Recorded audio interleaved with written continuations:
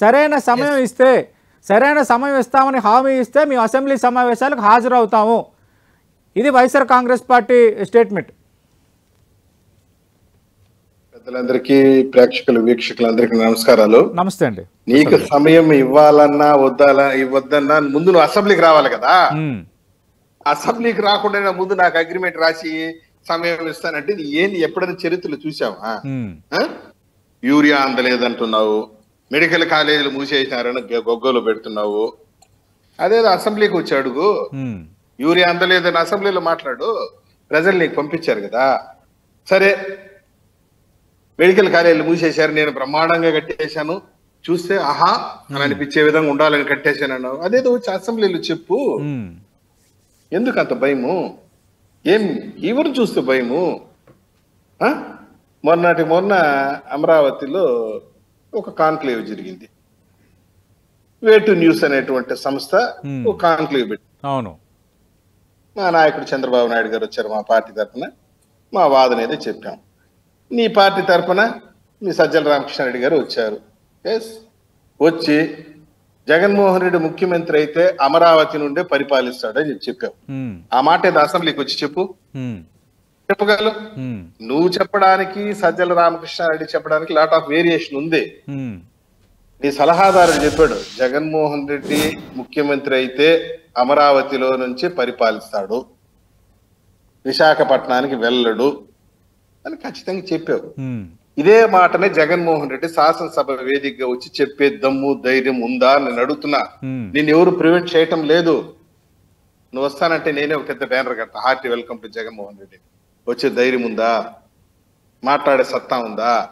సరే, నువ్వు ఎందుకు లేబ్బా, నీకేదో బిజీగా పనులు ఉంటాయి, ఎందుకంటే నువ్వు మాజీ ముఖ్యమంత్రి కాబట్టి. మిగతా 10 మందిని పంపించి అసెంబ్లీకి. ఇక నేను ఒకటే చెప్పేది ఏంటంటే, మీరు రాకపోతే పంపులేం అంటుకొని పోవు. ఏం సూర్యచంద్రులు ఆగిపోరు, భూమి దివి నుంచి కింద పడిపోదు.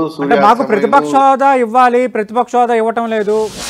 అలాగే శాసనసభ్యుడిగా పరిగణించి తక్కువ సమయం ఇస్తే మా పార్టీ అధినేత మాజీ ముఖ్యమంత్రి జగన్మోహన్ రెడ్డి సమస్యలు ప్రస్తావించడానికి సమయం ఎక్కడ సరిపోతుంది? ఇదే వైఎస్ఆర్ కాంగ్రెస్ పార్టీ లేవనెత్తున్న 2 అంశాలు. ఫస్ట్ పాయింట్ మీకు అర్థం కాలేదా సార్? నువ్వు అసెంబ్లీకి వస్తే కదా నీకు ఎంత సమయం ఇవ్వాలని మేము డిసైడ్ చేసేదానికి. నువ్వు రాకనే ఎగ్జామ్ రాయక నాకు మార్కులు వేసేంటే ఎట్లా? నాకు 100కి 100 మార్కులు వేస్తేనే నేను వస్తాను, 100కి 100 మార్కులు వేస్తేనే నేను వస్తానంటే ముందు నువ్వు పరీక్ష రాస్తే కదరా బాబు నీకు ఎన్ని మార్కులు వేయాలనేది. అడుగుదాం రాజీవ్ గారిని.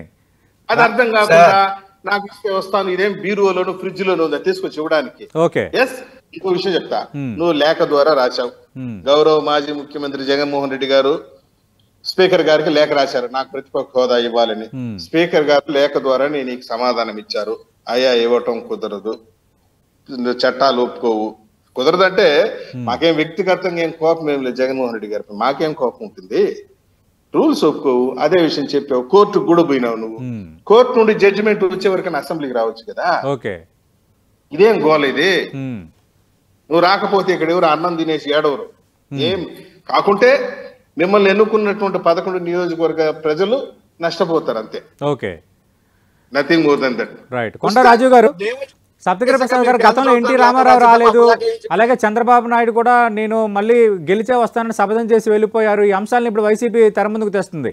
అంటే అప్పుడు మరి అసెంబ్లీ అంటే వాళ్ళకి అభిమానం లేనట్ట, గౌరవం లేనట్ట అంశాన్ని లేవనెత్తుంది. అంటే చంద్రబాబు నాయుడు గారు గాని ఎన్టీఆర్ గారు గాని పులిలాగా 4 సంవత్సరాలు అసెంబ్లీకి వచ్చి ప్రజా పోరాటాలు చేసి అవమానాలు పడి, ఇబ్బందులు పడి, ఇక్కట్లు పడి 4 సంవత్సరాల తర్వాత ఒక ఛాలెంజ్ విసిరారు. వస్తే ఈ అసెంబ్లీకి ముఖ్యమంత్రిగానే వస్తాను అని చెప్పి ఛాలెంజ్ విసిరారు. అదే ఛాలెంజ్ ని జగన్మోహన్ రెడ్డి గారు రేపు వచ్చి అసెంబ్లీకి వస్తే ఈ అసెంబ్లీకి ముఖ్యమంత్రిగా వస్తాను, లేకపోతే ప్రతిపక్ష నాయకుడికి వస్తాను అని చెప్పి ఒక ఛాలెంజ్ విసిరేసి వెళ్ళమన్నాడు. చూద్దాం. మా నాయకుడు యాక్సెప్టెడ్. అసెంబ్లీలో 4 సంవత్సరాలు పోరాటం చేసిన తర్వాత, బాగా గుర్తుపెట్టుకోవాలి మీరు, ఆ పాయింట్ నొక్కుతున్నా, 4 సంవత్సరాల పోరాటం చేసిన తర్వాత ఒక ఛాలెంజ్, మళ్ళీ అసెంబ్లీకి రావటం అంటే జరిగితే ముఖ్యమంత్రికి వస్తానని ఒక ఛాలెంజ్ చేసిరాడు జగన్మోహన్ రెడ్డి గారు. రమ్మని రేపు వస్తున్నా, 4 సంవత్సరాల తర్వాత ఈ అసెంబ్లీకి వస్తా, ముఖ్యమంత్రిగా వస్తా, ఛాలెంజ్ కాసుకోండి అని చెప్పి గట్టిగా చెప్పమనండి. ఎవరు వద్దంటారు ఆ మాట అని చెప్పేదానికి? On the floor of the house చెప్పాలంటే గట్స్ ఉండాలి కదా. ఒక విషయం సార్, చంద్రబాబు నాయుడు గారు అమరావతి విషయంలో ఆ రోజు శాసనసభలో 2 చేతులు ఎత్తి దండం పెట్టి జగన్మోహన్ రెడ్డి గారు విజ్ఞప్తి చేశాడు. నువ్వు నాకన్నా వయసులో చిన్నవాడివి, రాజకీయాలు ఉంటాయి పోతాయి, అమరావతిని డిస్టర్బ్ చేయండి, 2 చేతులు దండం పెట్టి మరీ అడుక్కున్నాడు. వినలేదు ఈయన. ఈరోజు భారీ మూల్యం చెల్లించాడు. ఆ పరిస్థితుల్లో Jaganmohan Reddy could not face Chandrababu Naidu గారు. He could not face. సరే, శాసనసభకి రాలేదు, అయింది. నిన్న కాన్క్లేవ్ కన్నా రావచ్చు కదా జగన్మోహన్ రెడ్డి. వేటు న్యూస్ ఏదో పెట్టారు కదా కాన్క్లేవ్, దానికన్నా రావచ్చు కదా. దానికి రాలేవు. ఇంతకన్నా ఇంపార్టెంట్ పని ఏముంటుందండి? అది వదిలేండి. ఇంకా వేటు SMS కాన్క్లేవ్ అనేది ఒక ప్రైవేట్ కార్యక్రమం. అది అప్ టు హిమ్ ఎవరైనా హాజరు కావచ్చు కాకపోవచ్చు. బట్ అసెంబ్లీకి హాజరు కాకపోవడం అనేది మేజర్. అప్ టు హిమ్ నేను కాదని లేదు. నేను ఒకటే చెప్తున్నా, నువ్వు రాదలుచుకుంటే మేమెవరు నిన్ను అగౌరవపరచము, నిన్ను హేళన చేయము, నిన్ను పులివెందుల ఎమ్మెల్యే అని అనము, మాజీ ముఖ్యమంత్రి అనే సంబోధిస్తారు. ఇన్ని కండిషన్స్ ఉన్నాయి. బట్ మా చేతిలో లేని ప్రతిపక్ష హోదా మాత్రం అడగొద్దు, ఎందుకంటే ఇవ్వలేము. ఒకవేళ ఉంటే ఇచ్చేసే వాళ్ళమే. ఎందుకంటే జగన్మోహన్ రెడ్డి గారు, మీరు మొట్టమొదటిసారి అసెంబ్లీకి వచ్చి ఓత్ తీసుకునేటప్పుడు అందరి ఎమ్మెల్యేలు వచ్చే గేట్ లో కాకుండా నీకు స్పెషల్ గేట్ లో పర్మిషన్ ఇచ్చాడు మా నాయకుడు, గుర్తుందా? అప్ టు కారిడార్ వరకు నీ కారును పర్మిట్ చేశాడు. నువ్వు గుర్తుపెట్టుకోవాలి దాన్ని, మర్చిపోయావు ఏమో నాకు తెలియదు. నీకు స్పెషల్ గేట్లు గేట్ నెంబర్ 1 లో ఎంట్రీ ఇచ్చి నేరుగా నీ కారు అసెంబ్లీ కారిడార్ వరకు వచ్చింది. అది మేము ఇచ్చినటువంటి గౌరవం నీకు. నిన్ను కించపరిచాలని ఎక్కడ ఉండదు. ఏమొస్తుంది? నిన్ను కించపరిస్తే మాకేమొస్తుంది? నీకు మాకు తేడా ఏముంటది? ఏం కించపరచరు, హేళన చేయరు, అవమానం చేయరు. ధైర్యంగా రా అసెంబ్లీకి. నువ్వు ఏం చెప్పదలుచుకున్నావు చెప్పు. నువ్వు చెప్పే ప్రతి ప్రజా సమస్యను రికార్డ్ చేసుకుంటాం, తప్పకుండా పరిష్కరిస్తారు. సత్యగిరి ప్రసాద్ గారు, వీళ్ళు మానసికంగా ఫిక్స్ అయిపోయినారు సార్. మీకు తెలుసో లేదో, మనకి ఎట్లా సభ్యత్వం పోతుంది. ఒక విషయం గుర్తుపెట్టుకోవాలి, వాళ్ళు 11కి 11 సభ్యత్వాలు పోతే మన పులివెందుల్లో ఎట్లా టీడీపీ అధికార ప్రతినిధిగా చెప్పండి, బై ఎలక్షన్స్ వస్తాయా త్వరలో ఏపీలో? చెప్పండి.